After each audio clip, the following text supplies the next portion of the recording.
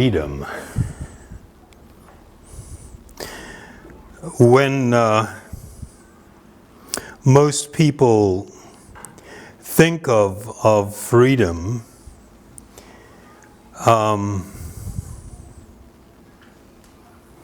they pretty much think of it as being able to act as you want, act as you please.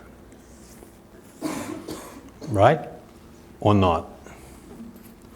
When you look at the dictionary, there's two main definitions that they use. One means to not be imprisoned or enslaved, which is understandable, but the second is defined as the power or the right to act, speak, or think as one wants without hindrance or restraint.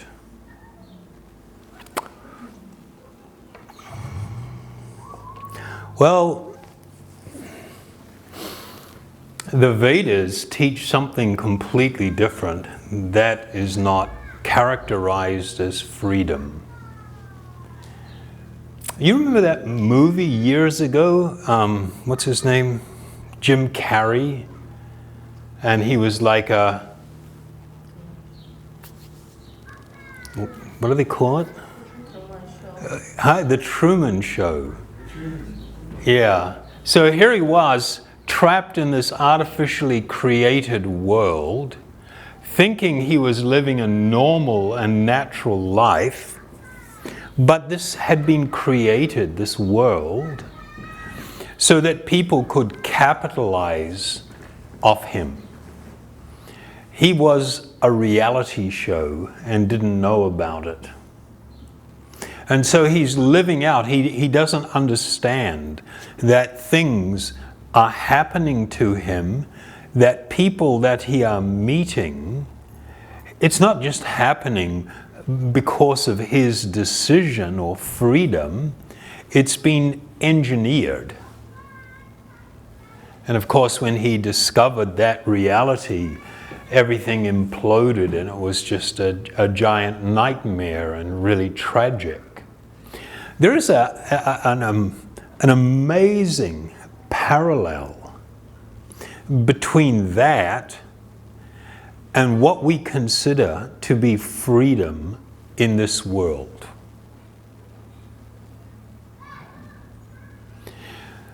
The freedom or the ability or the power to do what you want is only one part of the story.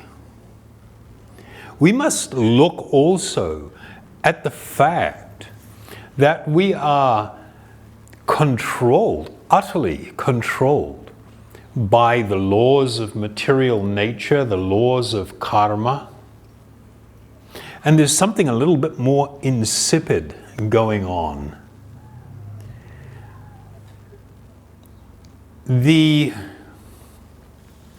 Patanjali explains in the Yoga Sutra that when you act, it creates or it affects your consciousness. It affects the way that you will desire going forward. And every act that you make, you are going to be accountable for. It is going to determine what happens to you going into the future, what type of life experience that you are going to have, and what kind of a death you are going to have. But on top of that, not only are you creating karmic fruit that you must taste, whether they be sweet or bitter, you are becoming conditioned to think a certain way, to act a certain way. Your actions are not just a product of your free will. That's actually really childlike and naive to think that we are that free. That's absolutely not true. And the situation has become incredibly worse because of the influence of technology and social media and the way in which people are utterly manipulated. You're told what's cool. Well, I mean, we've mentioned in the past some of these things, and I'll just make reference to one. There is this fashion up until about 1920 was something that the rich, the extremely wealthy dabbled in. The common person had little appreciation or room for fashion. People were trained in this idea that clothing is an expression of your individuality. That's so much crap. It's just absolutely not true. I'm sorry. It's an idea that was plucked out of the air and utilized by Eddie Bernays, the nephew of Sigmund Freud, to manipulate people. And they began to use they began with women first because they saw them as the easier targets. And they used aviators and women who had excelled, and they had recently acquired the right to vote, which was astonishing that they weren't allowed to vote. But anyway, here we are, supposedly more enlightened now, but nothing's really changed. We're still being subject to enormous amounts of manipulation in the way that we think. We have become deeply addicted to things. How many people can truthfully say that they can right now set aside their cell phone and not use the computer for anything other than just email? Set aside your phone for 1 week. Just now, right now. Send out an email to everyone if there's a screaming emergency. Get me on my landline or send me an email. And just put that phone aside and stay off social media for a week. Most people cannot do it. If you're in a meeting with someone and they're there and you reach across the table and just take their phone and move it out of their reach and begin to continue engaging, that person's mind is over there. It's like, why did you do that? Why have you done that? And then it's vibrating and buzzing, and it's like, you just feel this compulsion to have to answer everything. And you think you're free? No, absolutely not free. We are deeply enslaved. We are controlled on so many levels.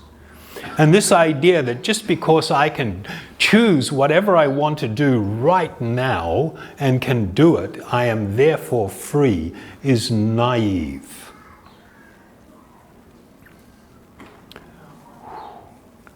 This guy's so mean. I will read you a verse from the Bhagavad Purana, which gives a whole nother before I go there, let me continue with this thought. The yoga system was meant for people's complete freedom, their liberation from all forms of suffering and entanglement. It was a process by which a person could become truly liberated and free. There was this understanding that we are existing on a never-ending cycle of what was called samsara, that begins with birth, and with that birth, that little tiny baby that shows up naked and all pure and innocent. No, I'm sorry, it's not pure and innocent. It comes with a mountain of baggage. which will be gradually unpacked through your life. So you will experience many things that came from previous activity. And you will go through a period of growth and development. You will enter old age. You will suffer from diseases, and you will face death. And based upon the state of your consciousness at the time of death, if you are not in a liberated state, then you will be obliged to take birth again in some other place, in some other family, who knows where. It could be a slum in Calcutta or Manila, or it could be Beverly Hills in America. It could be anywhere, depending on how you've been living. But that's not a life of freedom. Freedom means that you are no longer accountable for your actions and things. You're no longer accountable. You have begun a life of conscious choice and clarity, a transcendental life that carries with it no material fruit, sweet or bitter. This is how freedom was understood. You know, just to be able to tiptoe through the daisies at a music festival, wildly enjoying the company of friends or family at the beach, or just being able to so-called enjoy life, doesn't mean you're free. You're just setting yourself up for a continuation of what you're currently experiencing or have experienced or will experience. Just a continuation. So in the Bhagavad Purana, it has an astonishing definition of a number of things. It says, one who is enriched with good qualities is actually said to be rich. So rich, or to be wealthy, was not defined by how much money you had in your pocket, hand, or bank. It was determined by the qualities that you had cultivated. And if you are endowed, enriched, your life had become enriched with good qualities, then you are to be rich. One who is unsatisfied in life is actually poor. It's like, whoa. How many people are unsatisfied? You know, if we're honest, everybody's hand shoots up. And this is considered an impoverished condition, to not be experiencing actual satisfaction. A wretched person is one who cannot control their senses. What? I mean, this is how insane the world has become, that we live in a time when we are constantly bombarded with the message of just do it. Whatever you aspire to be, whatever you want to experience, whatever's going on, without any thoughts of repercussions or anything else, to just do it. And this is a crappy message that everybody is eating up because we're constantly pounded with it, which makes it so we are ideal consumers and can so easily be exploited. That's what it's all about. It's so crass. It's unbelievable. It's totally gross. a dignified life, a compassionate life, a happy life will bear this hallmark of control, where one does not just give in to urges and desires and whatever's going on in the mind. Because that can't lead to a good place. That can only lead to unlimited and ongoing just suffering that just goes on for lifetime after lifetime after lifetime. And to feel that you are free to just act on your desires and whatever's going on in your mind doesn't mean you're liberated or happy. No. There will be consequence to every single choice that you make and every act that you engage in. There will be a consequence.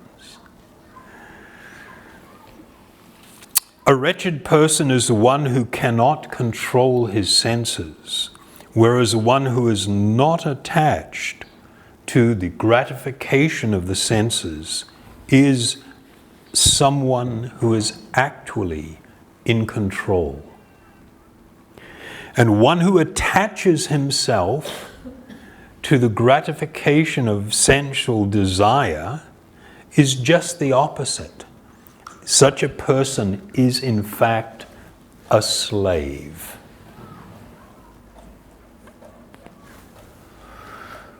You can have all the money in the world, you can attempt to fulfill and satisfy every single desire. It doesn't mean you are free. What you are developing is a network of attachment, a network of desires that just pulls you further and further into material existence, where one can never find the perfect and perpetual happiness that we seek, the peace in which we seek.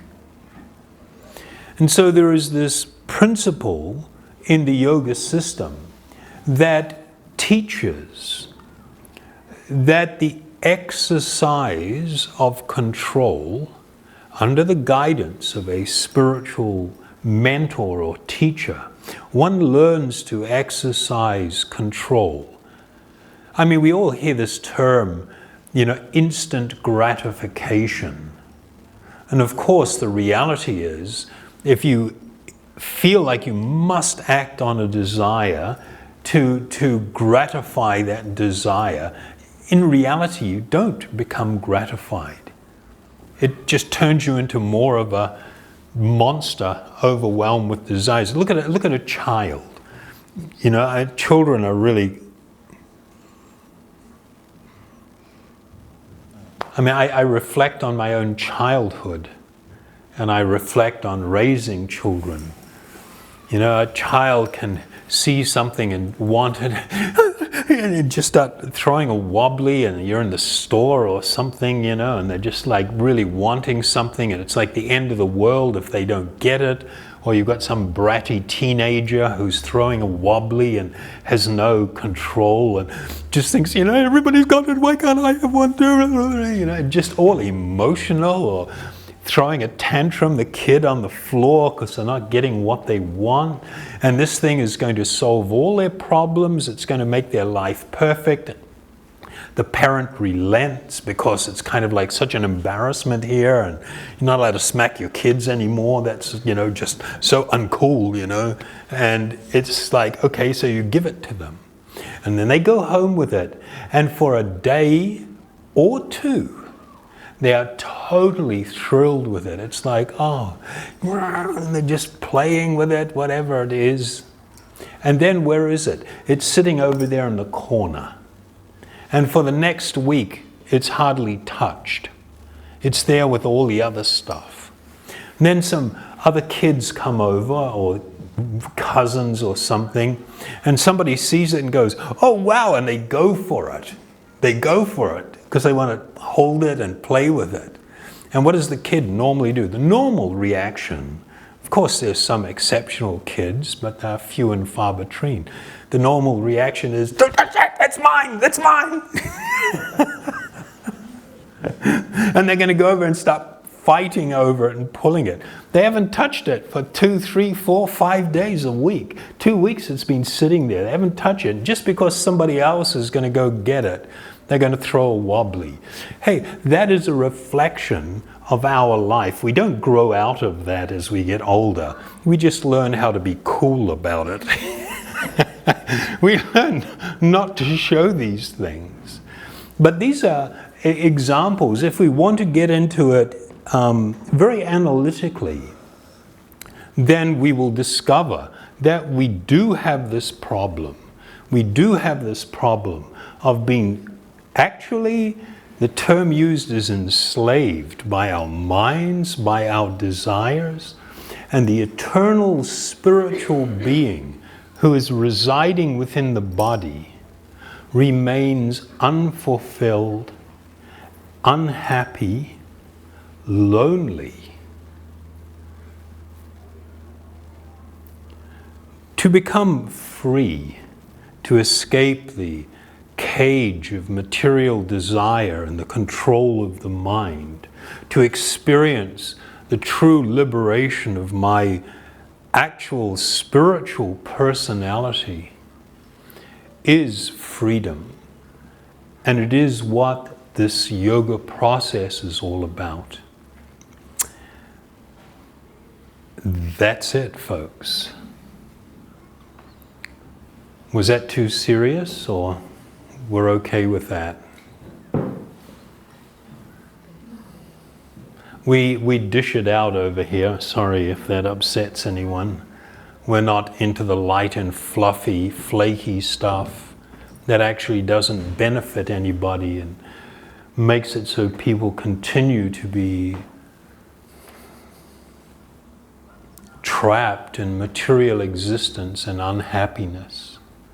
Our desire is that all people, all living beings, come to the platform of tasting their actual, I'll call it a birthright, but it's not anything to do with the birth of the body. I use that term because it is our right, it is our spiritual right to be totally free, to experience unlimited pleasure, happiness, to be immersed in an ocean of spiritual love where we are not just utterly satisfied, we are lost in an ocean of ecstatic existence. Sounds a little bit better than our lives, right? Currently. Certainly hope so. So, of course, the method of attaining this state, the method of becoming free, is the process of meditation. Meditation upon the spiritual sound.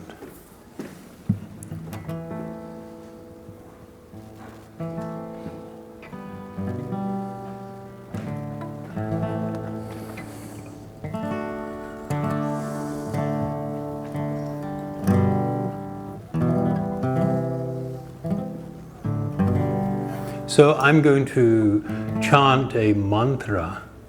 This is a very ancient mantra. It was Srila Vyasadeva, who is the compiler of the Vedas and who is one of the founding teachers in our spiritual lineage.